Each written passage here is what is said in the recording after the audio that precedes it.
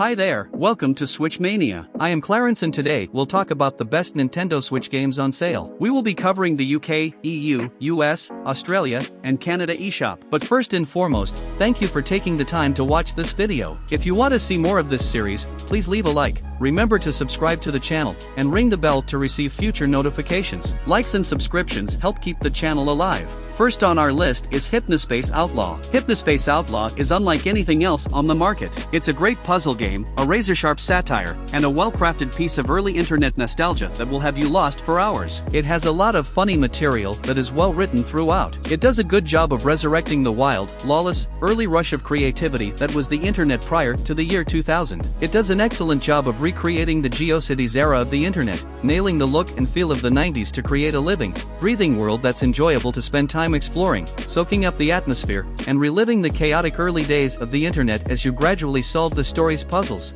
Next is Nowhere Profit. The gameplay is well designed, and the story elements add a level of complexity not often seen in deck builders. Both halves are wrapped in a fantastic, semi-abstract art style with bright strokes, chunky colors, and bold lines that has elements of cyberpunk, collapsed civilizations, and Indian themes. Nowhere Profit is a joy to look at, think about, and play. Still, Nowhere Profit is not for the faint of heart. You will die a lot until you figure out how to play smartly and efficiently, which could take a long time. It's harsh and brief, but it hides a roguelike card game with a lot of depth. Not everyone will survive the wasteland, but a few of us will lead our Space Moses characters to victory.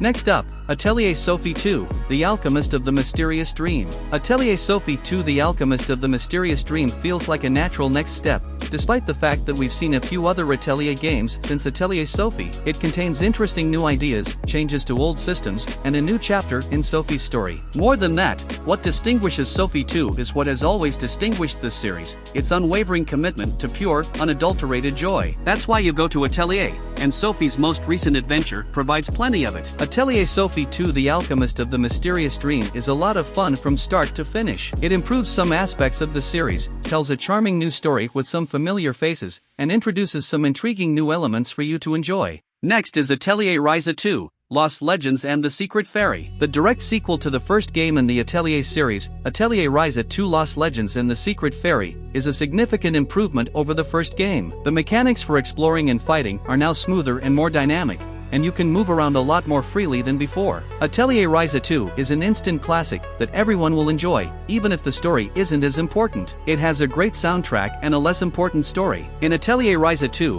Ryza and his friends continue their adventures 3 years after the events of the first game. We meet new characters, and the formula that fans adore improves, making this a promising franchise with a lot of potential. Next up, Atelier Ryza, Ever Darkness and the Secret Hideout. Atelier Ryza Ever Darkness and the Secret Hideout is the first installment in a new trilogy in the Atelier series, and it is the best chapter yet. Atelier Ryza raises the bar for future Atelier games by making the combat system and audiovisual environment clearer and easier to use than in previous Atelier games. What matters is that I was overjoyed following this game. It's entertaining to play, and the whole thing feels like video game comfort food. I don't think I'll ever get tired of how Gust approaches the alchemy systems with the same experimental creativity as the game's alchemy. Next is Tales of Iron. I'm impressed by how much thought went into Tales of Iron, and how much of that comes through when I play it. Almost every new screen I went to had something new to look at. During my last attack on Frog Village, I saw farmer frogs tending to their fields in between battles with enemy frog soldiers. Odd Bug Studios' inclusion of them in the game demonstrates that even the big bad guy isn't just bad. This is simply a civilization that despises Reggies. I would have kept playing Tales of Iron just for how well the world was designed, but the tight combat kept me entertained the entire time. Next up, Inside. If you enjoyed Limbo, don't hesitate to pick up your Switch and purchase Inside. There are many different ways to play this simple game. The puzzles are well thought out, the setting is beautiful, and there are numerous memorable moments. You should try this beautiful but lonely adventure. Even though it is brief, it leaves you thinking about what you have just experienced for quite some time. It's one of the best games for the Switch, which is constantly getting new titles. Inside should be right up your alley if you like single-player platform games with interesting stories. If you haven't already played the game on another platform, the Switch is the best place to start. Next is Limbo. Despite the passage of time, Limbo remains a genre standard that few other games have been able to match. It looks and plays almost as well as any other game, and the latest Switch port has kept everything that makes the game unique. Some may be disappointed that there aren't any more books to read, but I strongly disagree. Nothing needs to be added, taken away, or moved in Limbo. It's a classic in every way, and it should be played by as many people as possible. Despite its short length, Limbo is easy to recommend to anyone who enjoys puzzle games. This is especially true when you consider how well it creates a scary atmosphere with few graphics and sounds. If you played the game when it first came out,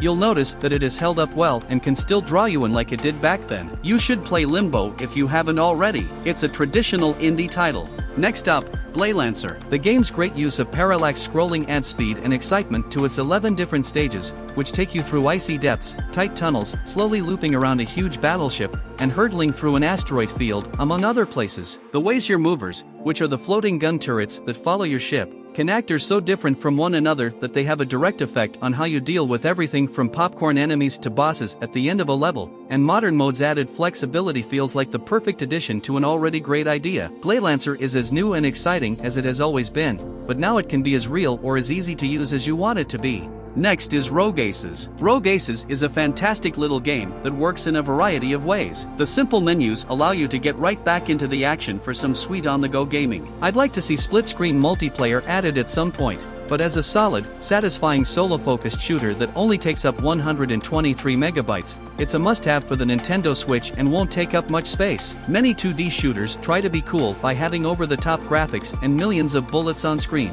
Rogue Aces, on the other hand, has a lighter tone and focuses on the video game industry's oldest and most reliable thing, perfect play control. Rogue Aces has a variety of game modes, including an arcade mode, that will keep players coming back for a long time. Next up, ScourgeBringer. ScourgeBringer is a fantastically polished and addictive roguelite adventure that immediately immerses players in non-stop, fast-paced battles and never lets up. This game makes no attempt to hide the fact that it is difficult, and if you struggle with the constant repetition and death that comes with roguelike games, you may struggle to keep going. But if you enjoy a challenge or are a fan of games like Celeste or Dead Cells and want more, what Flying Oak Games has created with this one will not disappoint. ScourgeBringer is a roguelike game that has everything you could want. The gameplay moves quickly, the graphics and music are great, and the controls are easy to understand. This top-notch action platformer is fun to play even though it has a lot of button-heavy fights and is very hard.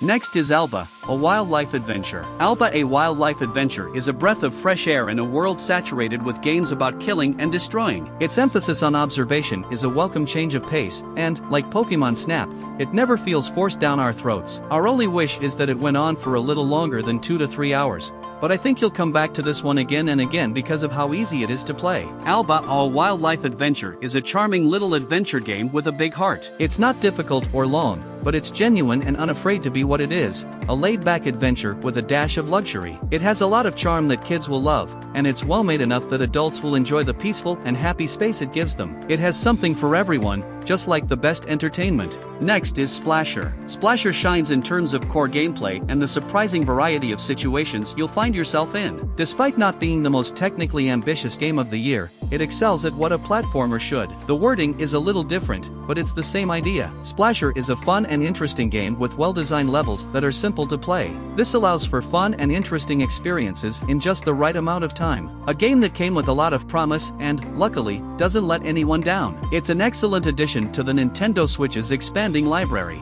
Next up, Knights of Pen and Paper Plus One Deluxier Edition. The journey, not the end goal, is what makes Knights of Pen and Paper enjoyable. The battles and quests were fairly standard, but what I liked best about the game was how well it incorporated 1980s and 1990s pop culture. There are many things that will make you happy, such as hiring Master Splinter as the Dungeon Master or purchasing Johnny Six as a pet. Overall, Knights of Pen and Paper Plus One Deluxier Edition is a great addition to the Switch's library, and it really shows why the eShop is so great. If you've already played the main game or its add-ons on other systems, you may not find the Switch version compelling enough to justify purchasing it again, especially since good portable versions have been available for years. If you haven't played the game yet, though, and you want to add some RPGs to your Switch library, this is a great choice. Next is NeuroVoider. NeuroVoider is a very enjoyable game, despite the fact that it does not significantly alter any of the genres on which it is based. The developers not only made a game that is fun to play, but they also added a layer of very fun and deep customization options that are the real heart of the game. Whatever style of play you prefer, there are numerous ways to make it your own. When you consider how much fun it is to play the game over and over, the sometimes cheap boss fights don't bother you. NeuroVoider is the best roguelike game on the Switch right now. It's well made, looks fantastic, and has some of the best multiplayer options on the system. To say I enjoyed the game would be an understatement. Flying Oak designed a game that anyone can fall in love with in a matter of minutes. Next is God of Protectors, Card of Darkness. God of Protectors Card of Darkness is a must-have for Nintendo Switch owners because it is amusing, has fun gameplay, respects older games, and has excellent music. The combination of strategy and action never gets old, and playing online is surprisingly good. This is one of the best deals on DLC on the eShop, and anyone who likes Yuzo Koshiro's music should buy it right away. Ancient's mix of fast-paced action, deep strategy, and irreverent humor is as entertaining as ever, and smashing bad guys with a big castle tank is always fun. The story in God of Protector's Card of Darkness is amusing, but the game itself is a difficult challenge with a lot to do and more to come back for. Next up, The House in Fata Morgana, Dreams of the Revenants Edition. This game explores the best and worst of what it means to be human, with great writing, beautiful art, and a haunting soundtrack. It's disturbing and intense, but it ends on a hopeful note, and it does so with a level of care and humanity that's uncommon in a game that delves into such dark territory. It's an excellent example of how visual novels can push the boundaries of video games as a medium and an art form, both because of and in spite of the limitations of gameplay. Simply put, The House in Fata Morgana is a work of art in every sense. Next is Grand Mountain Adventure, Wonderlands. Grand Mountain Adventure Wonderlands is an independent game that is much better than you'd expect. The hours will fly by as your skills improve thanks to an open-ended campaign that you'll enjoy exploring while looking for the next challenge. There are a lot of events, a nice range of hills, and the setting is so beautiful that you'll fall into a zen state, as I've already mentioned. Even if you don't like skiing, it's one of those games that you can't pass up. Grand Mountain Adventure Wonderlands isn't always perfect, but it's still a lot of fun even when it's not. When adrenaline and calmness find the right balance, they don't just coexist, they improve each other. It's lovely at those times. Next up, OlliOlli World. OlliOlli World has fantastic level design, stunning graphics, and a fantastic soundtrack. Its levels encourage players to take risks and be creative, resulting in a game that looks great on both the TV screen and the Nintendo Switch screen. Because of its tight, complex controls, colorful style, and lively, active world, OlliOlli World is the best skateboarding game on Switch. The show has taken a giant leap forward and landed on its feet perfectly. A must-have indie for any skateboarding fan. OlliOlli World is one of the few games where skateboarding is felt so creative and easy to do. It's similar to the grind-based platforming familiar to longtime fans, but with even more tricks and challenges to keep you coming back for more. Next is BioShock, The Collection. If you fancy playing BioShock, The Collection for the first time or perhaps on the go, you can't really go wrong with the Switch port of the trilogy. The stories of each game still ring true today, if not more so, in today's social and political climate, as BioShock Infinite explores racism and the fight against inequality and injustice. When it was first released in 2013, BioShock Infinite proved to be a masterpiece. Now, on the Nintendo Switch, it demonstrates that it is more than perfect and will not disappoint anyone. Is it worthwhile to purchase the BioShock collection for Nintendo Switch? I would strongly advise you to go ahead with it. As previously stated, the hybrid console is an excellent way to play any of these games, even if you haven't done so before,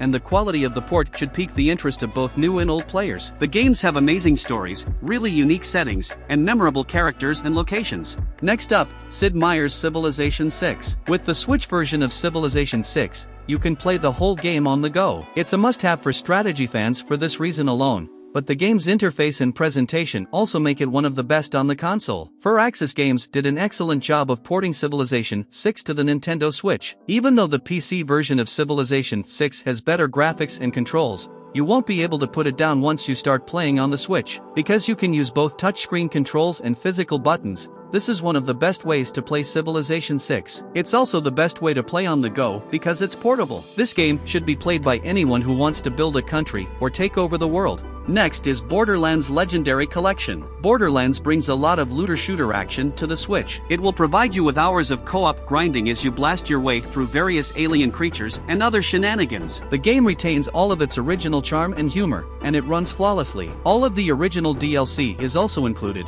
so you'll never be bored. I liked the Borderlands series more than I thought I would. You can play the first 3 Borderlands games for over 200 hours with this Legendary Collection. The Borderlands Legendary Collection for Nintendo Switch is an excellent choice for fans of first-person shooters. Next up, Tales from the Borderlands. Tales from the Borderlands is one of the best story-driven adventures available on any platform, and it's possible that it's Telltale Games' best hour of work. This is 10 hours of top-tier entertainment, complete with a world-class cast, consistently great writing that strikes the perfect balance between comedy and drama, non-stop twisted action, and a slew of entertaining characters. This is by far the best Borderlands game, and everyone should play it at least once. Telltale's old work, which people liked and found surprising, will also be available on Nintendo Switch. Tales from the Borderlands is a book that is both surprising and exciting. Next is The Bug Butcher. The Bug Butcher feels like an earthworm. In an arcade, Jim and alien hominid played Space Invaders together. The Bug Butcher was created using the leftover DNA from their shared use of the joystick and buttons. It moves quickly and has a lot of different things to do, which makes it both funny and chaotic. The wording of the above sentence is a little different than the wording of the original. This isn't a subtle nod, it's jam-packed with Pang references, which is what makes it so great. You will keep coming back to the game because you can play it over and over again to try to beat your own score. The fact that you can do it with a friend adds to the appeal. The Bug Butcher does nothing new, but it does an excellent job of recreating a classic game. Next is Monster Boy and the Cursed Kingdom. It is a game that demonstrates how some games became legendary in video game history and how to bring that epic old-school feeling into the modern age of gaming. A truly wonderful and valuable gem that should not be overlooked. Monster Boy and the Cursed Kingdom is a platformer that is based on old games and shows how well the genre can be done. Despite the fact that it was released on multiple platforms, it feels right at home on the Switch. If you've never played a Monster Boy game but like Metroid or Castlevania, this is the game for you. And if you like Monster Boy and are curious about how good this part is, you should already have it. But even if you don't, you won't be sorry you played Cursed Kingdom.